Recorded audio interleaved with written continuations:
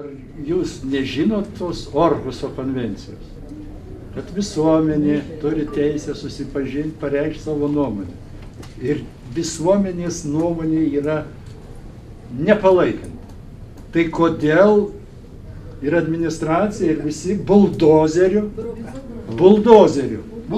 trečią kartą. Nori suspausti, reiškia, tai čia ne kelias, gerbėmieji. Ir investuotojai, ir savivaldybė, ir bendruomenė, duotų atveju tie, kurie arčiausiai gyvena, turi rasti sprendimą, normalų. Kodėl mes turim kariauti visą laiką? Kiek čia gali tęstis tas karas? Priešų visai ieško, kai kurie vis randa ir randa. Siūlau labai rimtai apgalvoti visiems investuotojams, projektuotojams, valstybės tarnautojams ir su bendruomenė rasti gerą bendrą kalbą. Tik tai tiek. Kitaip, nepraeisi.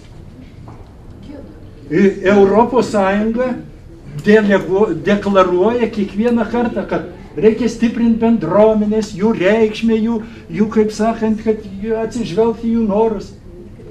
A kas čia atsižvelgia? Ką jūs čia cirką norit padaryti? Tikrai čia žmonės ramiai kalbėti negali. Jūs įsijauskit galų gale, kad čia yra Vilniečiai. Ir jų balsas yra lemiamas. Ir valdžias pakeis, ir jeigu reiks, tai pakeis ir valdžias. Tai čia... Ne.